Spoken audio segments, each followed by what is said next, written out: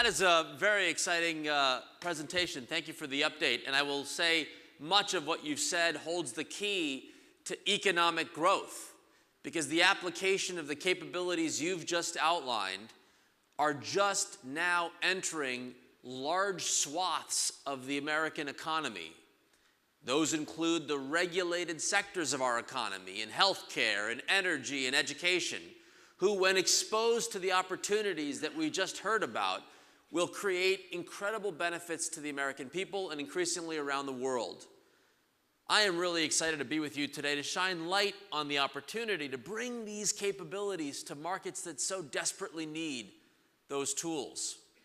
And to get us on this journey, I want to provide for you just a few guideposts along the way. First, I want to convey to you, we are in Washington, D.C. This is just on the cusp of an election process that has left the country thinking a little bit about where are we heading. Are we in the right direction? Are we in the wrong direction? Can we get along? Can we move the country forward? I want to begin with this notion that I'm very hopeful. This is the decade that we're going to solve big problems. And in large part, it's because we're going to find a way to bring these new capabilities and technologies to bear in matters of great importance nationally and internationally. Second, I want to spend my time providing for you some context about the importance of public-private partnerships, not only in unlocking the value of data, but in building new products and services to make use of that data to improve our everyday lives. And last but certainly not least, I want to provide for you a few suggestions, what I would refer to as playbooks for the future, ways in which we can actually work hand in hand in that public-private partnership spirit to bring about the kinds of innovations that we so desperately need.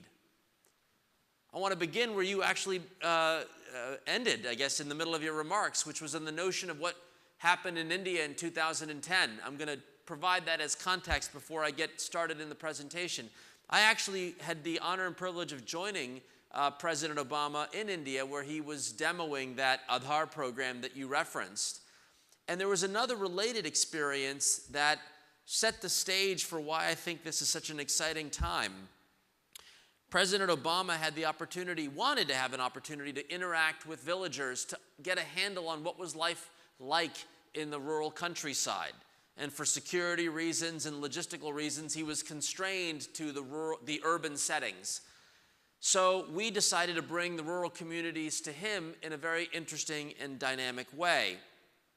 90 days before arriving in India with the president, I had a preliminary trip with a number of technology leaders and the State Department to understand where the opportunities might be to collaborate more in the spirit of opening up, respectively, our country's data assets and to work together to bring about a more modern democracy. The Chief Technology Officer of India, Sam Pitroda, someone I consider a mentor, had made the judgment that on our trip, he might exercise his right to pilot something he'd been working on for quite some time but hadn't gotten around to implementing it, the idea of an e-panchayat. The communities in rural India are governed not by big bureaucracies, but literally a small town council where the village, often without indoor plumbing or traditional forms of infrastructure, would gather to make judgments. Nonpartisan, non-ideological, just a mechanism to come together. He decided that we would visit one of those villages, and he'd made the determination that he wanted to add a little dimension to the visit. He said, "I'd like to bring fiber broadband to the village center." Mind you, when we drove in our bus to this particular village, there was no paved roads, no indoor plumbing, no traditional forms of infrastructure. But as we arrived 90 days before the president, we were unveiling the fact that fiber broadband was being brought to bear in the center, and a 4G wireless tower, actually a WiMAX tower, was broadcasting that resource to the village. And the community didn't quite know what to expect. I mean, it's not like they had a great deal of computing power in the neighborhood. So we were wondering, what would happen in 90 days that might be shared back with the president who'd like to speak with these villagers? We didn't have a script. We had no idea. We sort of saw what people would do. And as we noted earlier, people's lives change dramatically when given the chance, bottom up, to see the world in a new way. The village just provided basic computing power, and folks began interacting.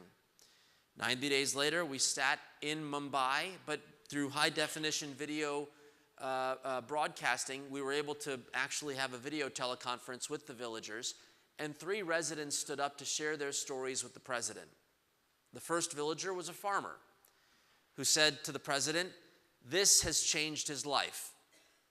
And when prompted to ask why, the individual said, "A year ago, I wanted to borrow money for my crops. I had to go visit the center, the urban center, to get a certified copy of my land records in order to go to the bank to borrow money for the crops. When I had visited the urban center, I was maybe like a day's journey. I was told that I could not get a certified copy of my land records, and thus I had to come home and I had to go to essentially a money lender, a loan shark, to borrow the money to pay for the seeds and to grow my crops. This year, I was able to print a certified copy of my land records in my village, dramatically lowering the cost of my borrowing to enable my farm to thrive." A nurse stood up and said, "I provide the care for the village residents, and now I have the ability to access their immunization records. So I know exactly when I visit the village which kids to focus on to make sure that everybody has the preventive services that they need." And a young man stood up and shared the story that he had a tough choice to make. He was studying his MBA, but his grandmother had fallen ill in the village. He was obviously traveling at a university town, and he was the only relative that could take care of his grandmother. So he faced the choice: drop out of school, care for his grandmother, or let her suffer without support.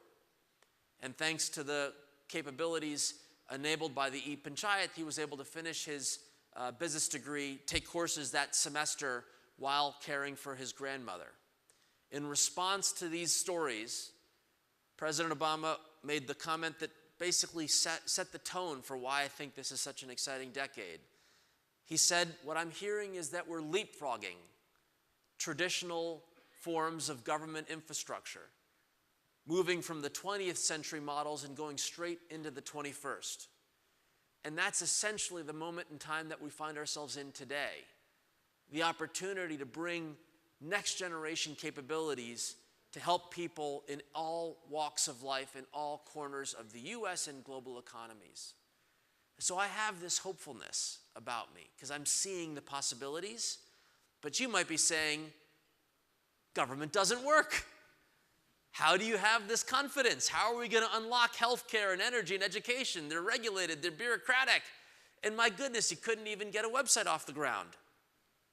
When last fall's debacle around HealthcareGov launched, it was definitely a bummer moment for those of us who were trying to usher in a more modern era. But more than even the failure of the site, the statement in the middle of the page was sort of an embodiment of the concerns the country has about whether we can actually get anything done. The system is down at the moment was bigger than IT. It just made a metaphor for the broader concerns that we have. We can't get along. The right and the left don't want to cooperate. We can't modernize these systems that so desperately need it. And so we'll just innovate in all the other areas, like all those Tinder images that we saw. So put the best and brightest minds of our industry focused on optimizing, your dating life. Great, and God bless for that capability to be there. But my goodness, wouldn't it be amazing if they could unlock the value so desperately needed in these sectors?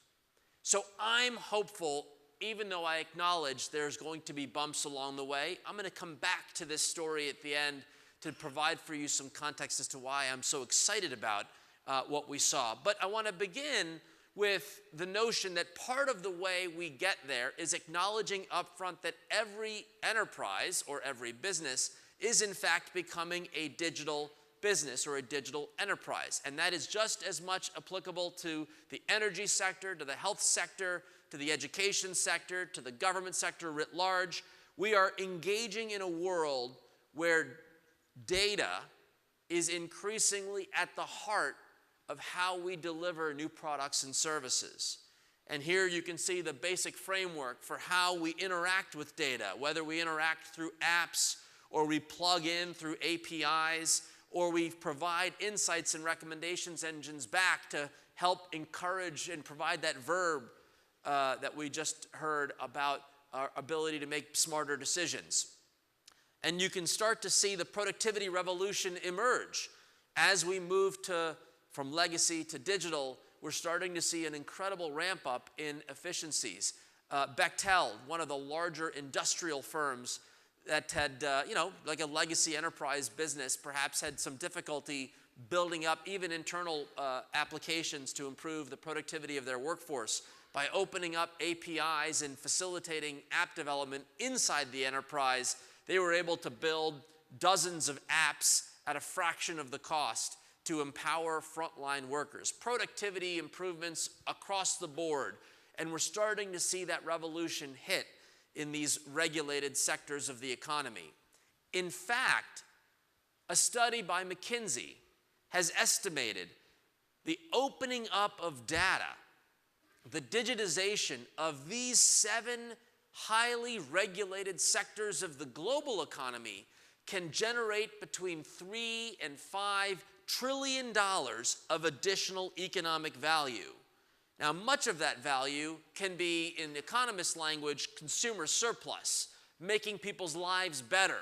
May not necessarily translate into revenue growth, but there is a significant amount of opportunity across the board. For me personally, I'm deeply focused on health, energy, and education, which collectively in this framework achieve well over $1 trillion to $1.5 trillion of opportunity in this chart. And part of the reason I'm motivated is because these sectors so desperately need productivity gains. MIT's research suggests that if you inject data-driven decision-making into an enterprise, you can boost productivity 5 to 6%. We have not seen this productivity revolution in the delivery of public or regulated services, and it's high time. I want to share a little bit of context as to why I pursued the strategies that we had done in the public sector and why I believe it creates the window of opportunity for entrepreneurs and innovators to participate in that productivity revolution.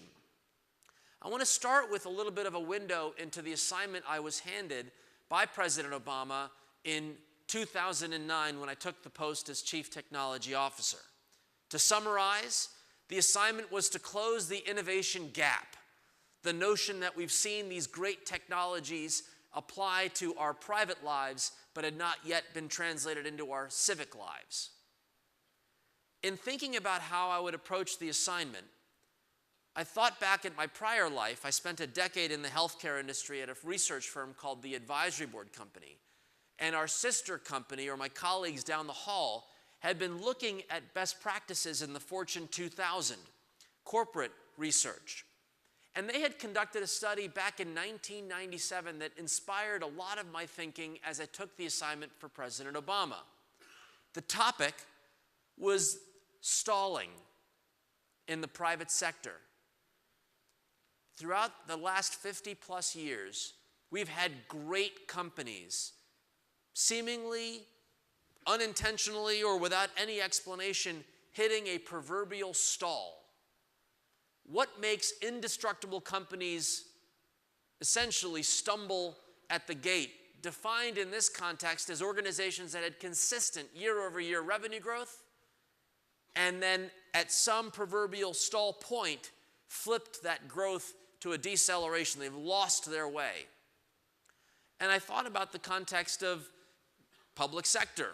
Many believe America is the greatest democracy on earth. We're the best government. We've got all the capabilities. Just like a very proud private corporation that acknowledges they're in the best position, they're market share leaders, they're like Kodak, can do no wrong in the 70s and 80s with over 90% market share in film. And I tried to understand as they searched why. Why do these seemingly indestructible companies fail? Why do they suffer this gap? And what we learned were 3 very important lessons.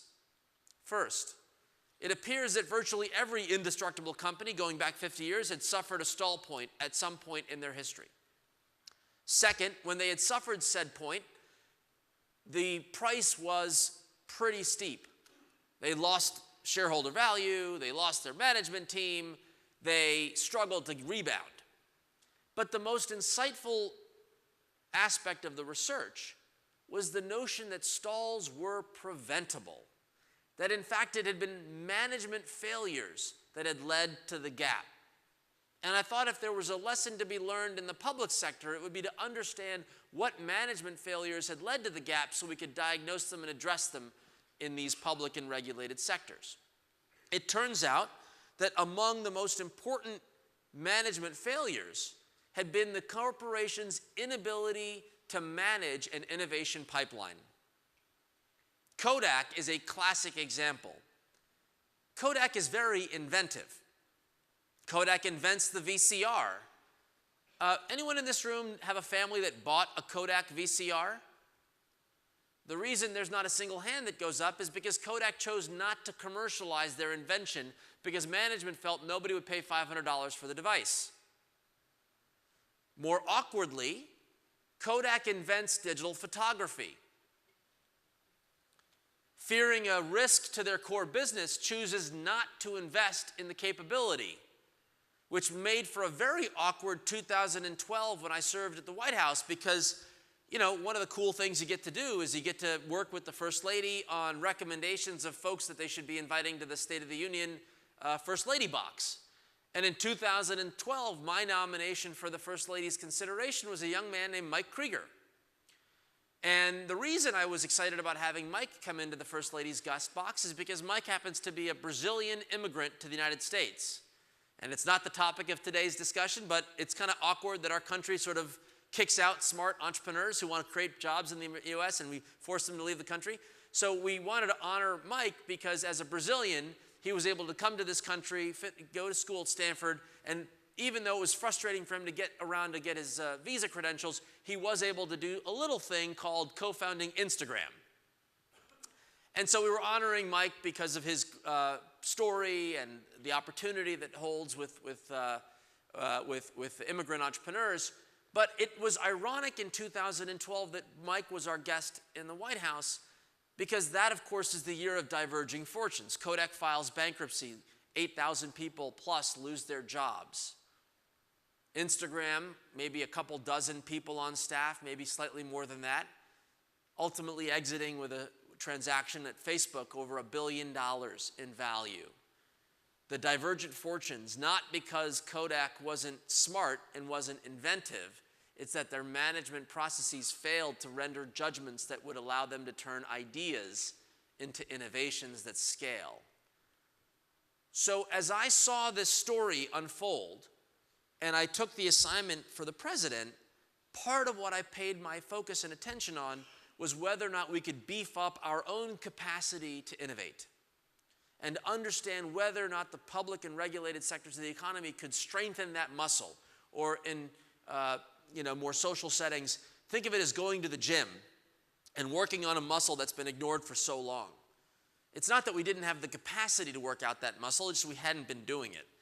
So much of what I focused on was understanding what is it that we could do, what were the techniques and ideas that would allow us to go to that gym, work out that muscle, and strengthen our innovation management pipeline capacity.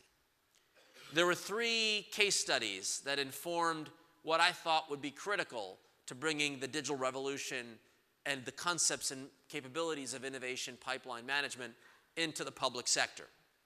And they are stories from Procter & Gamble, Facebook, and Amazon. A word on each.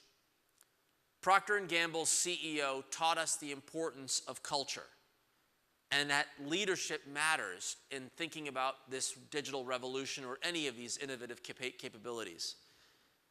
The CEO at the time, A.G. Lafley, declared in a very bold statement that 50% of all new products and services delivered by the P&G brand would be born of ideas outside of the P&G lab network. Now, Procter & Gamble, like many organizations that were vertically integrated had a very proud tradition of recruiting the best and the brightest to join them in their lab system. So I asked the chief technology at Procter & Gamble, Bruce Brown, I said, Bruce, what did this do to morale?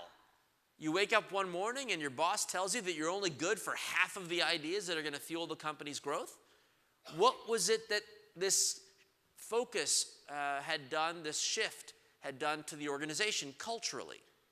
And he said it was not an easy transition, but he shared with me a story that actually had to do with the public sector that provided confidence to the team that this was a strategy going in the right direction.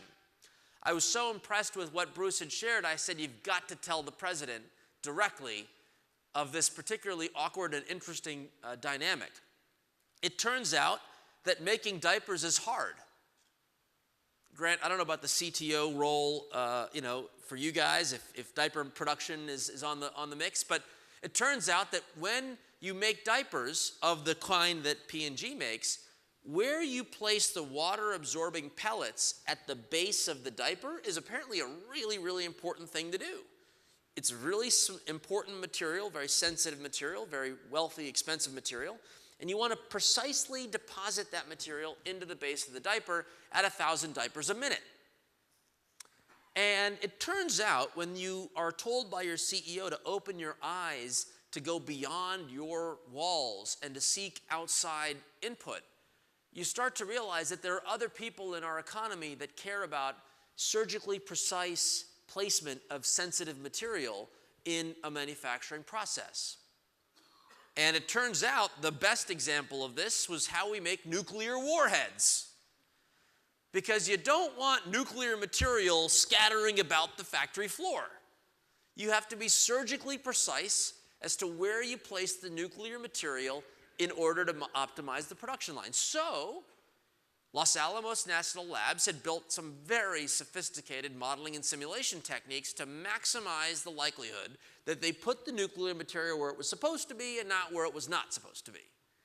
Procter & Gamble was so impressed, they took the modeling and simulation asset, which was open source, open to the public, and they brought it and commercialized it within P&G's diaper production line, achieving a $1 billion cash flow improvement. Probably saved thousands of jobs because they produced these diapers in the United States. And it led the president to make an off-the-cuff joke about how military weaponry led to diaper production line. And it was funnier than anything I could say. But it gave me confidence that if this cultural statement was made, if the top indicated a premium position or a placement of value on ideas outside of the enterprise, that we could take advantage of that same mindset in every division in the public and regulated sectors of the economy. Second, Amazon, for a number of reasons, as a case study for innovation pipeline management, in this case, valuing frontline workers. We knew that in these sectors of the economy, especially in the government, frontline workers have ideas, but they're constrained in a bureaucratic process not to bring those new ideas forward. And I was, in researching my book, I had spoken with good people at Amazon, and I was told a very interesting story, which paraphrased goes like this.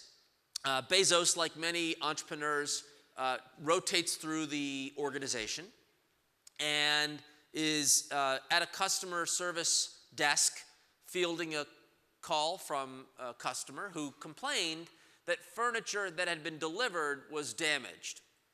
And I believe the CEO essentially did what most organizations do. Well, that's really unfortunate. We'll take it, we'll serve you right away. We'll get you a new one, and our apologies, and thank you for your business, etc.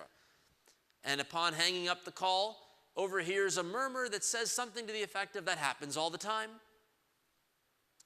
To which the conversation that follows indicates a lot of what I saw every day in the agencies. Bezos says something to the effect of, well, wait a minute, what do you mean? Oh, that's the 4th complaint this week from that manufacturer. Who are you? Where did you share this information? Bezos would say. And the rep sort of was like, well, what do you want me to do? Like, email you? Like, what am I, like from the call center person? What do I do? And the answer was in the Toyota production system, the idea of an andon cord. So in the Toyota production system, if a frontline worker is concerned that the quality of the car production is falling short, they can physically pull an andon cord, stopping production, identifying the root cause of the problem, and dealing with it before it's gone too far. So Bezos introduces the idea of an andon cord. So if a customer service rep feels that a particular product is defective or harming customers in any way, they can withdraw that product from the online catalog.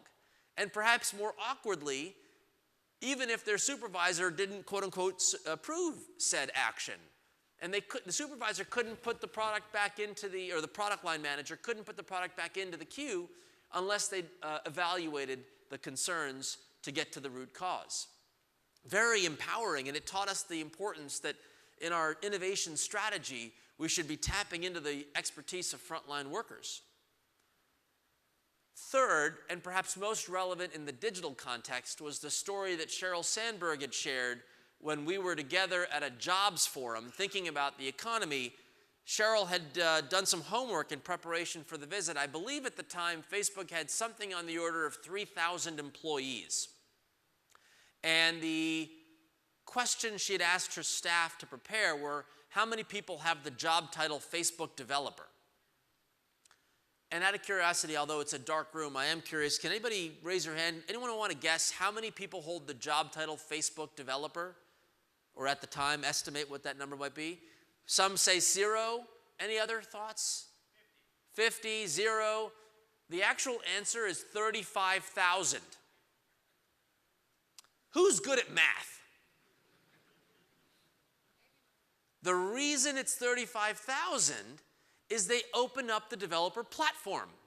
So if Nike wants to build a Facebook app, it's on Nike's payroll for the person whose job title is Facebook developer. If we in the government wanted to build a Facebook app, we could build it or contract for it. Off-balance sheet financing, what Henry Chesbrough, the father of coined the phrase open innovation, calls force multiplier. And I was struck by this idea. 3,000 to 35,000, call it 10-to-1 ratio. 3 million federal civilian workers. Imagine if 30 million people were developing public sector apps. What an amazing force multiplication event. So these capabilities to solve the innovation pipeline management problem have relevance and opportunity in the public sector. And so to begin my commentary for you about why I'm so bullish on these regulated sectors, it begins with our case study in government where we began opening up our assets and enabling a lot of those capabilities that I just outlined. And I characterize this as the experience of handshakes and handoffs. Handshakes and handoffs involve the following very counterintuitive notion. Washington is all about shaking hands. We've already shaken hands in enabling a more innovative public sector and enabling a more innovative regulated set of sectors. While we see the right and the left not agreeing on pretty much anything at the New York Times kind of reporting level, under the covers and over the last 5 years, we've seen wide bipartisan agreement to enable all 4 of what I'm about to describe for you as our tools. All of these are live, all of these are backed by law, all of these are available for us to use to open up these sectors of the economy for the digital revolution. Handshakes. Washington has already created the conditions. But we're not going to see the realization of this vision, what I refer to as an innovative state. We won't realize the possibilities of a more innovative state until we see handoffs to entrepreneurs and innovators who can connect into these resources and to build those products and services that actually deliver the value in health and energy and education and the like. The techniques, the enabling tools that have been handshook, if you will, are 1, we've opened up more data than we've ever imagined. By the way, much of it accessible through Solar search engines. Number 2, we've enabled more convenings to get the private sector to work together to lower barriers to entry to access sensitive digital assets. So the process of standards and convening. Third, we've issued challenges and prizes. It's now it's opportunistic for the government to tap into non-traditional problem solvers. So you're an expert in space. Imagine what you can do in responding to a healthcare challenge, creating the conditions for prizes and challenges. And then last but certainly not least, I'm a card-carrying member of the Eric Ries fan club. We've adopted whole hog Eric's philosophy of lean startup, and that methodology applied in the public sector we refer to as our lean government startup. So a word on each. You quoted Franklin. I'd like to begin with Jefferson. I am a Virginian. The first lever of democratizing government data begins with our nation's first open data innovator, and that in fact is Mr. Thomas Jefferson, who by the way happened to have been a weather nut. He was collecting and recording the weather twice a day, every day. And on July 4th, 1776 in Philly, he recorded that it was clear and mild with a high of 76 degrees. When Mr. Jefferson became President Jefferson, he dispatched Lewis and Clark to the west, and he encouraged them to record the climate, record data on the weather, and to bring that information back to be made available to the public. The spirit of Jefferson has lived on in our weather ecosystem. How many of you visited or gather the weather through visiting weather.gov? Note for the room, not a single hand goes up. You're probably, thanks to the screenshots we saw earlier, all getting it on your Google now. But here's the point. Weather is a $5+ billion private industry whose core asset, weather data, is sourced and built and provided free of charge without intellectual property constraint by Uncle Sam. All the satellites and sensor equipment that collect the raw data on the weather is funded and managed by the National Oceanic and Atmospheric Administration, which opens up APIs to anybody from weather.com to Google Now to God knows what other products and services want to consume that weather, provide value-added services, and to bring a service to each of us that's more relevant. That public-private model of government infrastructure and data released to the public to be made available to innovative new entrepreneurs and innovators to create new products and services can be deployed in health, in energy, in education, in every sector of the economy where we have regulatory power to compel data to be collected and to make that data asset available free of charge. In fact, that's the new default setting in Washington. A bipartisan act of Congress called the Data Act is compelling the federal government to make machine-readable data a new default. President Obama has issued executive order after executive order, and now APIs are the lingua franca for how we'll provide the public access, machine-readable access to our own data. And that's now happening in every sector of the regulated marketplace. Second, we are lowering barriers to entry and collaborating in ways that we hadn't imagined in the digital revolution to build new products and services that allow for everyone to have a shot on goal. So the insiders can't control access to the data. We can liberate the data. Part of this is informed by, and I never thought I was going to quote and honor Herbert Hoover as a case study. He wasn't someone going into this process of writing the book that I thought would be a case study, but it turns out Herbert Hoover gets credit for the origins of this philosophy. Herbert Hoover, at the end of World War I, is Secretary of Commerce. America invents the airplane, but at the end of World War I, aircraft production in the US plummets. The industry falls in the league tables. Europe surpasses us. Governments around the world are subsidizing and propping up their airline industry because they find that this is a growth sector they didn't want to lose. The US philosophy has not been to prop up individual sectors of the economy. We didn't have industrial policy in our DNA. It's sort of part of our charter, our constitution. We don't really have that type of approach to economic development. So Hoover says, my bias is to do nothing, because in a sense the role is, let the market work. But the problems were so acute, he has to adjust his stance.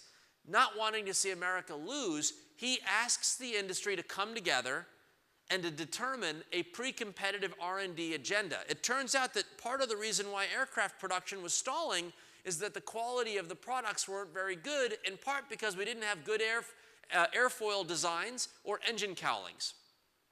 So the predecessor to NASA is propped up and injected with resources to work collaboratively with the public and private sectors to determine whether or not we can improve upon the designs for airfoils and engine cowlings. And what emerges? The two most successful aircraft of their era, the DC-3 and the Boeing 247, fierce competitors, global dominating products, sharing the same intellectual property around engine cowlings and airfoils, supported by the public sector. A public-private model to create opportunity and growth. In the digital era, we are seeing this exact same playbook operate in health, in energy, in education. In energy, we've voluntarily worked with a group of utility companies who've said, if you want access, machine-readable access to your energy consumption data, we can provide it to you via an API. We call this the Green Button Initiative. And over 75 million Americans now get energy from a service provider who's pledged to open up energy usage data to their customers in the same standardized form. So an app built for utility X can apply to utility Y, Z, etc. The Green Button Initiative is taking hold and is opening up the opportunities for new application development. You want to interconnect your Nest with your Green Button data to preload some settings and adjustments? God bless you. Or maybe that's something that the IFTY guys can do with if-then rules. You want to do the same in healthcare. We've standardized how patients can access their own electronic medical records through the Blue Button Initiative. Patients, over 120 million Americans now, have access to be able to download their medical records in a simple standardized form, soon to be standardized through an API. Education. You want your kids, or if you're still young, your own course material. You want to download your transcript, or you want to download your student information data, be able to access it through the My Data initiative, which Arnie Duncan and I announced back in January of 2011, so that if you wanted to create an app or work on an app that said, curate for my child the Khan Academy videos that only speak to the things that my child is struggling with in school, you can do so. That one's not yet widely adopted. Schools are slower. But the technology standards have been organized and deployed. We are starting to see this playbook run in key sectors of the economy where there's opportunities for growth. Third, issuing challenges, prizes, and competitions designed to find non-traditional problem solvers. Back in 1707, the good people in London suffered a terrible tragedy. Over 1,000 sailors lost their lives because of our world's inability to determine longitude at sea. This problem was taken to the resident scientific expert of that era, Sir Isaac Newton. And the good people of the UK turned to Sir Isaac Newton and said, "Oh, Sir Isaac Newton, is there any way you could help us determine longitude at sea so we could save lives?" And this very complicated problem vexed even Sir Isaac Newton. He was focused on the astronomy, looking at the stars, looking at the science of above. It turned out the answer was from a non-traditional performer. The good people of the UK said, if we can't solve this problem with our experts, let's issue a 20,000-pound prize. Let anyone, anywhere in society, come up with an idea to qualify for this prize, over $3 million in today's currency. And out comes Harrison, a watchmaker who eventually designs the chronometer, which solves the issue. The non-traditional performer discovered on account of a challenge or a prize. DARPA, the military's research arm, tapped into the same zeitgeist when it began tackling its manufacturing challenge. We have a problem in our nation's military, it turns out that our budget is growing in a bit of a linear fashion, but the unit cost to produce a combat aircraft is growing exponentially. And if you plotted it out, Norm Augustine, dubbed what now is jokingly referred to as Augustine's Law, he predicted that by the year 2054, at the rate of inflation that we're experiencing, the cost of a single combat aircraft would consume the entirety of the DoD budget by 2054, and it would have to be shared by the Army, the Air Force, the Marines. This silliness was predicted back in the 80s. The Economist in 2012 checked where we were, thanks to the Joint Strike Fighter. Hallelujah, we are right on track. So DARPA is tasked with the idea of breakthrough innovation in manufacturing. DARPA says, I don't want a 5% improvement or a 10% improvement. I want an 80% improvement. And part of the way that we're going to get there is completely throw out the rule book for how we do our work today, rely on Beltway bandits and do 20-year, gajillion-dollar procurements. What if we opened up the aperture and said, what can the country do? So DARPA does something to get their feet wet. They issue a challenge around something relatively simple. Who can help design a combat support vehicle that can help 2 injured soldiers medevac off the battlefield? They decide to offer this as a $10,000 prize for the public, and they give the country a whopping 3 weeks to respond. Now, you're in Washington. It takes 3 weeks for the DoD to add a comma to an RFP. So this was a bit of a revolutionary move. But they didn't really know what was going to happen, so they opened it up to 20,000 people who were in the design community and wanted to participate in this process, including Victor Garcia, who had been a waiter at Sizzler, who saw a TV ad with something to the effect of, you can be an auto designer. Signed up for that technical institute, graduated, but, in the league tables of awesome, designers, didn't land that amazing job at Ford or Chrysler or GM, ended up as a contractor at a trucking company that mostly people didn't know his name or his ability. But Victor, like all of us, feel that we have talent, and if given the chance to shine, we want to pursue it. He's motivated because his wife is pregnant, he's a contractor, he doesn't have health insurance, he wants to use the money to buy her health insurance for a safe pregnancy, so he puts his heart and soul into the project. And as you might imagine, succeeds in designing the combat support vehicle, wins across this competition, and in 4 months works with an open source community called Local Motors to turn his idea into that vehicle that he's pictured in front of. And one of the coolest days on the job, I had lots of them, flying on Air Force One is cool, got to do that. But making a phone call to DARPA so that they could have Victor and the team make their way to Pittsburgh, Pennsylvania in June of 2011 was a particularly awesome day, because the President of the United States wanted to say thank you for this team to bring their talents forward. So much of this open innovation strategy is built on the idea that we have 320 million Americans and globally billions of people who have talents that, if given the chance to channel their talents, can solve big problems.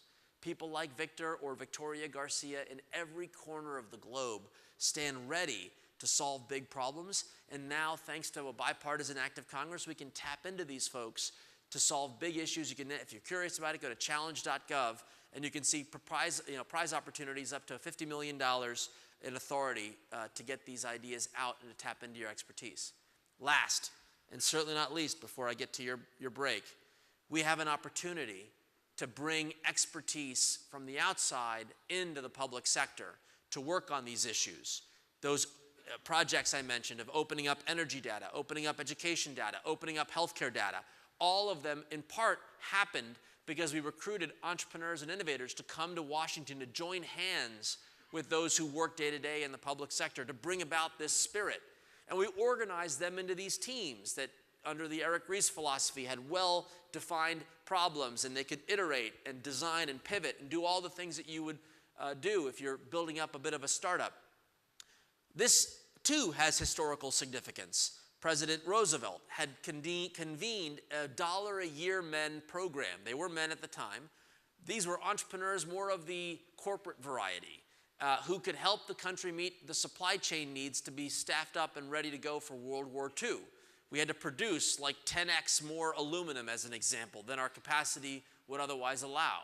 And so these leaders in the private sector joined hands with the government. Jokingly, this is Knudsen, he says all of them are Republicans, and he jokes that none of them voted for Roosevelt, but they took on these assignments. Roosevelt says, why couldn't you recruit a Democrat to the mix? He says, well, none of the Democrats could afford the $1-a-year salary, so they have this fun tete-a-tete. But the premise was they laid the marker for how we can organize these lean startups.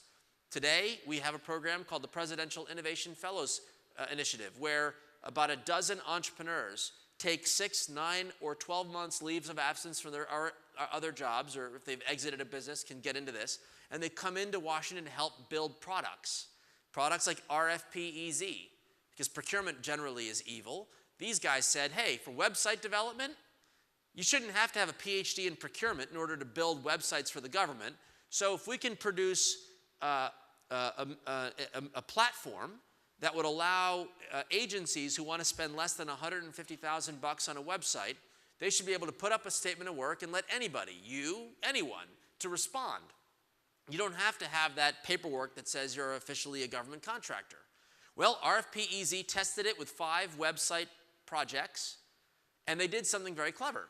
They put the projects through the government's official contracting portal called fedbizops.gov. I kid you not, that's the name of this stupid website.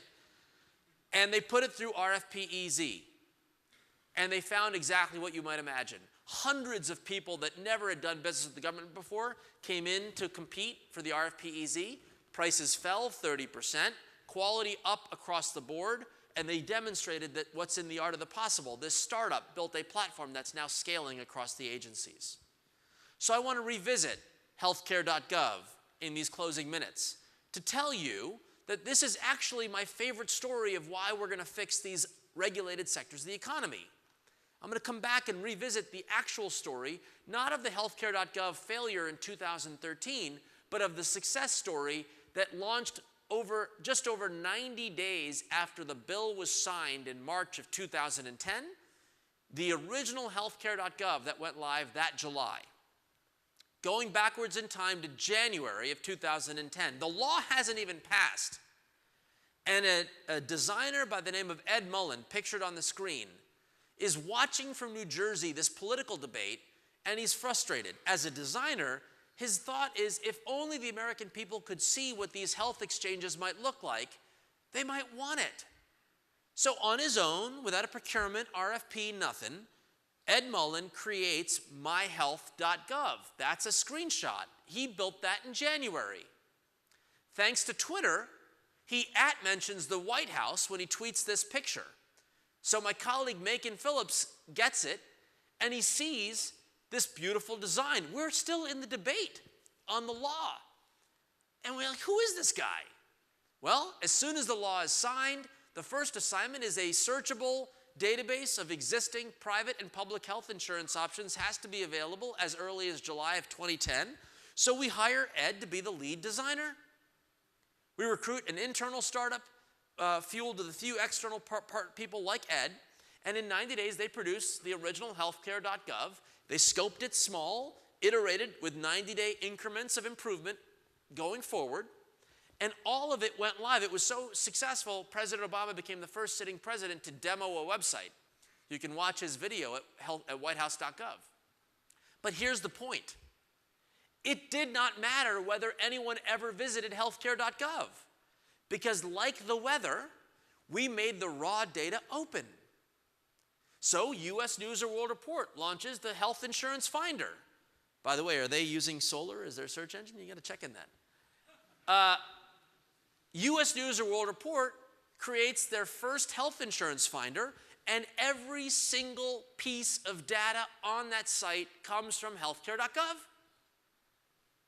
But we don't care, because if you benefit from going to US News, or if someone wants to do something like catloversenjoyhealthinsurance.com, well, God bless you. Take the data, build relevant products, offer recommendations engines. Patients that look like you benefited from health plans like this. The Plan Finder API is open and accessible. No limits. This is the inspiration for making a difference. And I'll end with this. The opening up of data. We are celebrating Veterans Day this week. I worked on a project with Monster and LinkedIn and Workday to open up skills data so we could map for the first time the skills gap, to understand why is it that veterans coming home from Iraq and Afghanistan, younger veterans in particular, have higher rates of unemployment than their civilian counterparts, despite the fact that CEOs all over the country are saying, I want to hire a veteran. Turns out we've got a skills translation problem. And if you can read every job posting from those employers who want to hire veterans and distill the skills that they're actually looking for and map the skills aggregated by county against the skill profile of job-seeking veterans, you see huge opportunities to make a difference, like this amazing story we uncovered in my home state of Virginia. It turns out that 28% of all tech jobs are entry level, and every single open tech job, entry-level tech job in Virginia could be filled by a tech trainable vet. But today, neither the vet knows to apply because they didn't see themselves in the tech sector, nor does the employer know that that particular vet is tech trainable. By distilling the data down, we can create new products and services, better recommendations engines, and imagine the search experience that says, oh, by the way, you were an XYZ command and control systems expert in the military. Within 6 months, you could take this Coursera course and you could be XYZ data miner, and here's the opportunity, and put you on a path for prosperity. We can do this. And your community, our community, can build these tools to bring benefit to people's lives. This is the future. This is why I'm so hopeful. Thank you for hearing me out.